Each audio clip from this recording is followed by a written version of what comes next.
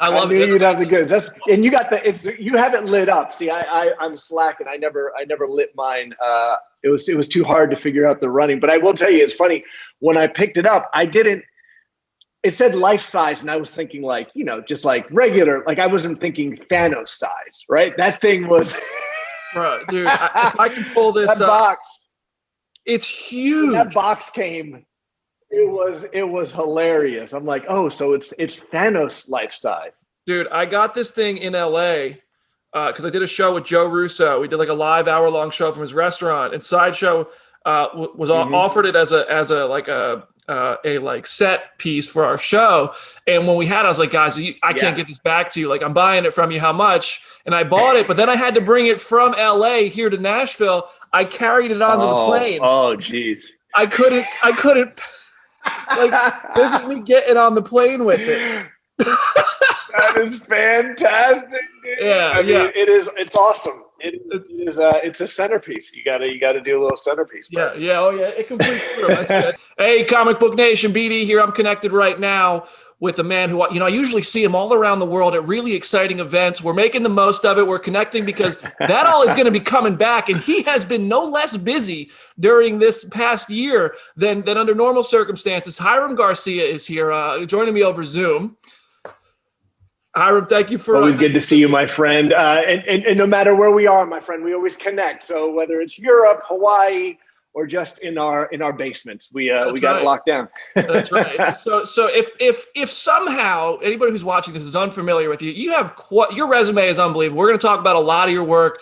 You're the president of production at $7, producer of titles like Jumanji, the two new Jumanji movies, Rampage, Skyscraper, Central Intelligence. You have upcoming projects, Black Adam, Jungle Cruise. I mean, Red Notice. The list goes on. And right now, executive producing Young Rock, which just premiered on NBC. It's so much fun to watch that. So congratulations on all the work and success. It's been fun to follow your journey as you just go like this. Thank you so much, man. Yeah. Thank you so much. And, it's a lot of hard work, but yeah, Young Rock, we're so proud of it. It's our first foray into network sitcom TV, if you have it. And it's a very different world, but it's been fun. And look, obviously this project is very near and dear. I've known Dwayne since I was like 15. Obviously $7 is run by Dwayne and Danny. Danny's my sister. So these are the stories of our lives as we've come up. So it's been a lot of fun to tell them and to see the audience react to it, because you get a lot of questions like, that's not real. It's like, oh no, it's real. He bought his first car from a crackhead. It's that legitimately happened. Yeah, it's funny, man. Only Dwayne. It's so funny to see those moments in there, because I've talked to you, I've talked to DJ, and I've heard some of this stuff from you guys. I've read your book, your photo book that you published, and it's fun to see a lot of those moments get realized in the show. We're going to talk about that. But first, I just want to, the first episode of the show, we talk about the gimmick, which is a kind of a wrestling term. But I feel like, $7 has built its own culture. And it is one of hard work and trusting each other to do that work, and also, believe in each other's work. And so I'm curious, what would you say that the gimmick is at $7? Because you guys are all bought in. Well, I don't want to say it's a gimmick, because we are very genuine in what we do. But I do believe that, look, at $7, we're all fans at heart, right? So it's like, you see it behind me. I'm as big of a comic book nerd and fan, so to be able to tell these kinds of stories and superhero stories, it's what you dream of. But for us, it's always just been about, we want to leave the audience floating first and foremost. And we want to tell global stories, right? Stories that can kind of cross borders. But ultimately, we haven't done it yet, maybe one day, but we typically like to have a movie end or a story end where you feel good. You feel a little bit better, because we know, and we just lived it. Life is hard and it's been challenging. And if we can provide a little bit of escapism, I think it goes a long way, and we need it more than ever, right? So that's always been a goal for us. We look for projects that first speak to us, that we feel a real connection with. We never just put our name on something. There's got to be a personal connection for someone, at least in the company, that's going to be able to drive it. And then something that we feel like, at the end of the day, knock on wood, we hope people like it, but no matter what, that they're not going to feel worse after watching. You want to leave feeling a little inspired, a little better, and maybe we gave you a little bit of a reprieve from whatever challenges are going on in your life when you get a chance to watch one of our projects. And it's really cool to see you guys have done that with a very diverse array of titles where you're leaving a lot of different impacts, and that's really cool. Yeah. And so Young Rock, like you mentioned, it's the first foray into sitcom television. You're working with NBC. Sure. I'm curious. I mean, both on the front of it being that first foray into that genre, but also from a standpoint of working with a network versus, working with Sony or Netflix or Universal or Disney or Warner Brothers. How has that kind of been like a whole new endeavor for $7 on those two fronts? Well, we obviously, we played a lot in TV, but we've never played in TV in the scripted kind of network space. We had great success with Ballers. We were very fortunate. We've done plenty of reality and Titan games and so forth. But, everything is a unique beast. And so the movie making process is just very different than TV show making, right? Like, your scale, your budgets, your partners, where I think, when you're dealing with a behemoth like NBC, that is such a titan in network, there's a lot of people who have valuable input that they want to weigh into. And sometimes when you're doing a movie, it's a little bit more linear, right? You kind of have like your exec and your head of production, and then, and that's your team. With TV, it's different. There's a lot of people who know what they're doing. There's a lot of people that weigh in. So the approval process is a little bit more complicated, but in that you also get a lot. Look, we believe best idea wins. So anytime you're getting more brains in a room thinking about something, it's valuable. And sometimes it's a little challenging because they're like, well, we don't know about this. Well, it's like, well, that was DJ's life. Oh, okay, let's leave it. That actually happened. Yeah. But it's been so much fun, and they were unbelievably supportive and respectful and really just sensitive to the fact of like, look, this is DJ's life. This is a very, he's opening himself up. He's telling a ton of stories. A lot of people don't know. We're touching on his family, some who are no longer with us. And they were just unbelievable partners and allowed us to tell the story we wanted to tell, where we all knew we were locking arms. And, no matter what happens, we're telling the version of the story we want to tell. So we've been very fortunate. And you look, and we shopped it to one place. They took it off the table, straight to series. They got it. They believed in it. They believed in us. And we're so grateful for it. Yeah, I mean, it seems like a no-brainer. This is a fun story. You got a megastar. You got an amazing team behind it. It's funny you mentioned that there's that approval, because in that first episode of Young Rock, you see, I think it's the publicist comes in when he mentions the stolen car or the 5-finger discount, whichever one it was, and they're like, oh, maybe like, this is my life. We got to tell it. I got a lot of respect for you guys for not shying away from any of that stuff. It's fun. Yeah. But Young Rock is clearly, DJ's front and center of that one. But it feels like it is very much the culmination for now of a lot of you guys doing a lot of hard work over there. So, and that very much includes you. So I'm curious, are we going to see kind of Hiram's journey bleed into this Young Rock story at all? How is your life and work kind of? Look, who knows, right? We hope that the show's received well. It continues to be received well, and if we're fortunate enough to get a season 2, we've joked about how fun that'll be to cast some of us, especially Brian Gewirtz, who you'll be speaking to, who couldn't be more anti-camera and spotlight, and we're like, oh, buddy, casting Brian Gewirtz is going to be so good.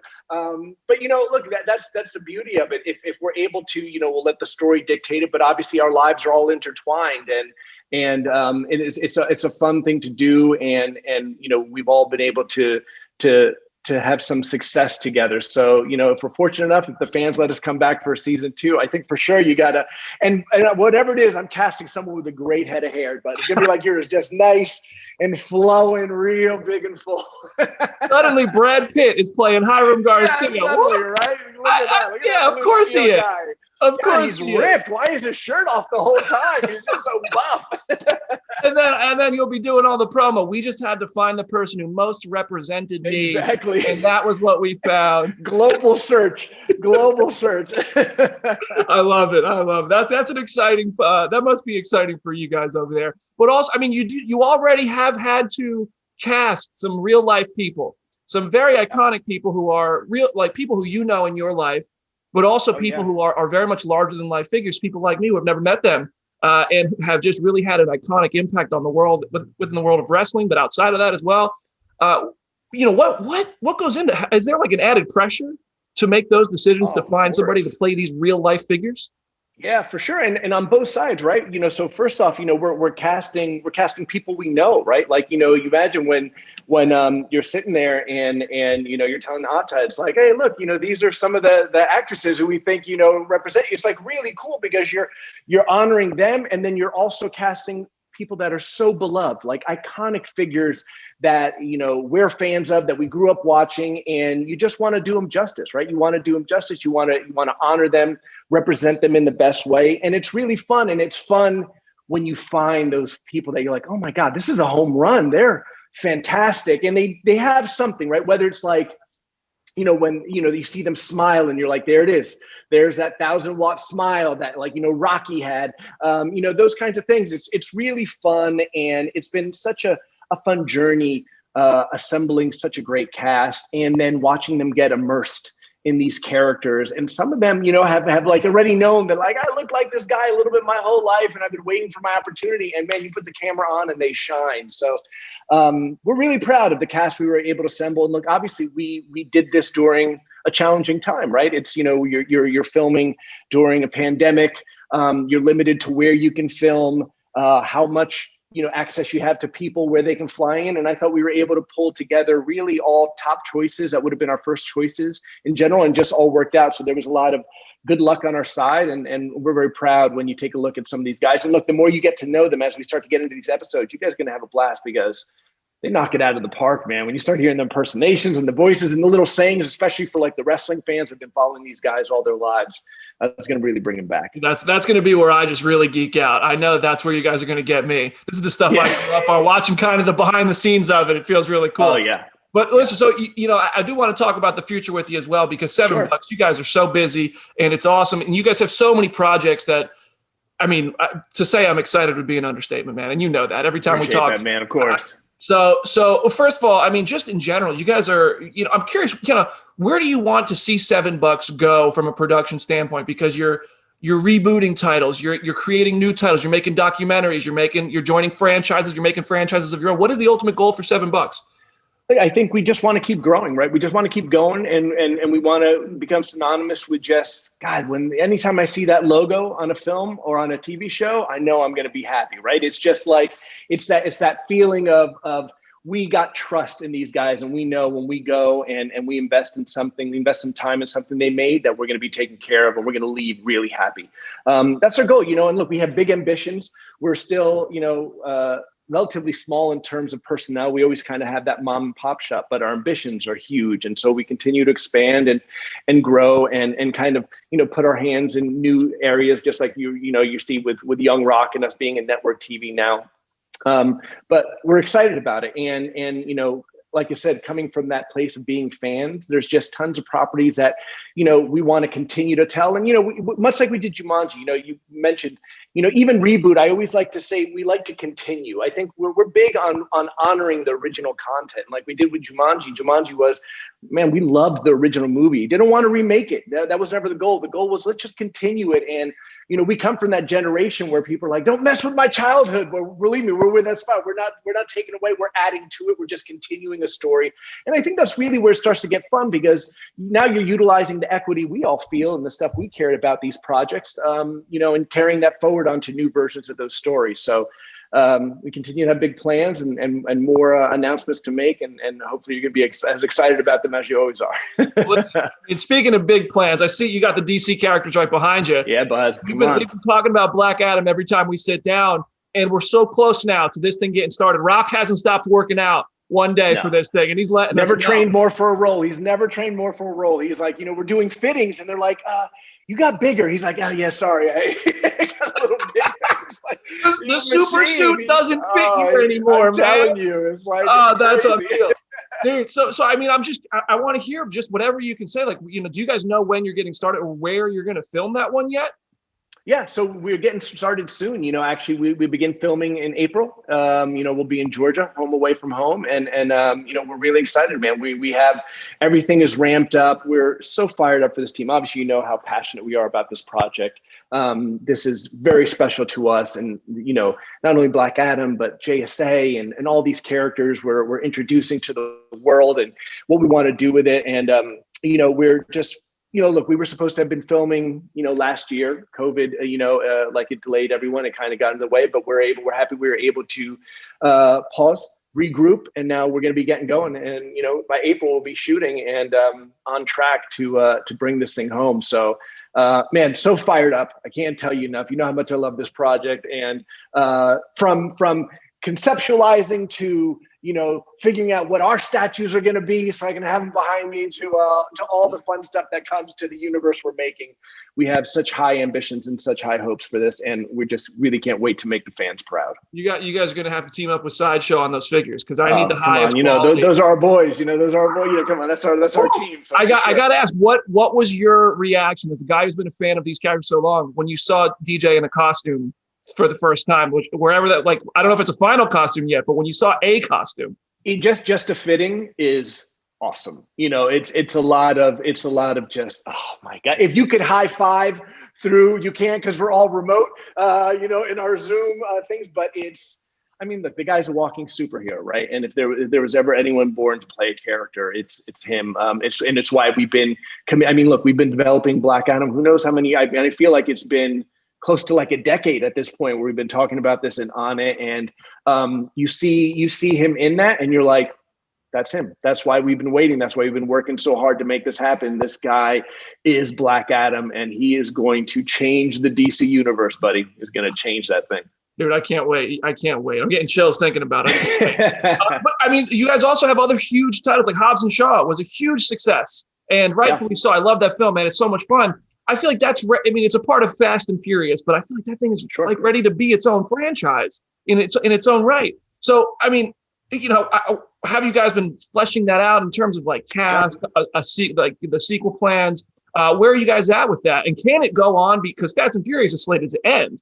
Can Dwayne and you guys keep making these movies with Hobbs and Shaw? No, I think, look, we're always thinking ahead, and we've been developing that away. We actually have a really great story that we've been cooking up. Chris Morgan has been writing away. And I think that's the beauty. It's the Fast and Furious universe, right? I think it's not so much about separating or anything. They all fall under the umbrella of the Fast and Furious, Fast and Furious universe. And Fast and Furious is the mothership. But obviously that franchise is so beloved. It has so many fans, and there's so many stories to tell within it. So for us, we 100% want to do our part, continue to tell that story, ride with Hobbs. He's always connected to those guys, and the way those things intertwine, we're going to have to find out. But we're full steam ahead on that. We have a great story, big fun story. Chris Morgan is a brilliant writer, and he's taken that entire universe in so many different directions. But that's definitely moving along. Just having a conversation about it right before you and I spoke, and I'm really excited where it's going. But yeah, we'll continue to push along. We know fans wanted it. That first one was received really well, and so that's all we needed to know. That fans wanted more, and so we're going to deliver it. So now this is the part where you give me the big scoop of who's playing the villain. This is where I get the big. Yeah, the next one you get that. Fair enough. I do want to, man, and I'm a huge fan of the Jumanji movies, dude. I've been loving those. Have you guys had any talks about a fourth movie in the Jumanji world yet? 100%. We're always having conversations, and that's a family. That's that's that entire group. If there's ever been, it's hard to imagine or remember a time I've been on a set where it's such just a beloved group of cast and crew and the actors. And, that's just one of those things where, we know we have a really big idea that we do with it. We've been discussing it. And so, but those conversations have been going. We're in the process of moving that along. I know all these answers sound the same. Oh, I feel you. It's the vague. Yes, I know, but I can't tell you anything. But we do have big plans for it, and that's one of our favorite projects to work on, and that's cooking away. Listen, I've been spending the past 4 months talking to the cast of WandaVision and talk about people who can't say anything. I know. I mean, come on. I appreciate everything you're saying here. It's awesome. I don't know how I genuinely you guys do these things, and somehow you outdo yourself, not in going bigger, but in characters and cast and things like that. So I very much am looking forward to what's next there too. Oh, I'm glad, man. Yeah. Yeah, it's gonna be fun, and that's where you're in the best place. Like when you're at that place where now the audience knows the characters, like there's equity there, and they can connect. Now you can really start to do fun stuff because in a movie you're typically setting up characters and introducing them. Now that was what Avengers and Marvel did so well, right? You had been living with these guys so long that then when you get an Infinity War, it's through the POV of the villain, right? Because the other guy, like it allows you to do some great things. So, that we love that fans feel so personally connected to our cast, especially in Jumanji. And so that gives us some opportunities to do some really cool stuff with who they're going against. That's going to be fun, man. Listen, and selfishly, I'm looking forward to that junket because you guys take us to the coolest places in the world. It is pretty good, right? Yeah, it is pretty fun. I mean, the last thing before I let you go, man, like I said earlier, you've been staying really busy, taking on new projects. And so, I mean, you have projects like one that we don't, usually when we talk, I don't get to talk to you about some of these more isolated projects. You have like Teddy Bear, you got massive titles that sound like they could be really sprawling, like Doc Savage, Big Trouble in Little China. You're doing a documentary with Disney behind the attraction. I mean, I could talk to you about all of these. We could go all day, but I just want to hear from you, in picking these projects and of the future slate, like what are you most excited for about, like whether it's one of these titles, whether it's just the overall scope and seeing $7 deliver content that's going to make people happy. Just what are you most excited for on that slate? I think, look, the truth is if it's on the slate, it's something like I was saying, that there's a personal connection, at least to somebody on the development team, right? And so, but we are excited just about, the industry coming back stronger, right? Like, we saw theatrical get beat up. We're excited about, creating content that starts to get people back in theaters, continuing to feed streamers. You mentioned Teddy. That's a project that is near and dear to my heart. It's the first thing I ever sold in this business, and we actually have a very big announcement coming. It's good foreshadowing for you, coming probably next week on this. We found a new home for it. We're going to do something really big with it. And we have it's being rewritten right now, but thank you. And it's the beauty of that image, right? Like where the image kind of gives you the tone where this isn't something soft or too kiddie. Like this is very real threats in this world. And the idea of teddy bears protecting kids from these monsters while they sleep is just, it's super relatable. And it's from the first time I ever saw the image, I knew there was a story there. And now for us to be where it is, as long of a journey as it's been, I know we've ended up at the right place. So we're going to be making an announcement with that. But, look, for us, we're always just looking for projects that will inspire and move the needle and make people feel better once they leave. And when we can keep telling those stories that cross borders and are global and are just a lot of fun and give a lot of wish fulfillment, that's the place we want to be. And we're going to continue pushing in that direction. I love it, man. We'll keep it up. I mean, you guys are an inspiration over there, truly. I mean, the work ethic. Thank you, brother. I appreciate it, man. The stories you're telling, it's all awesome. So I genuinely appreciate you taking the time, man. Always, my friend. Supporting you guys on Young Rock and beyond, man. Thank you.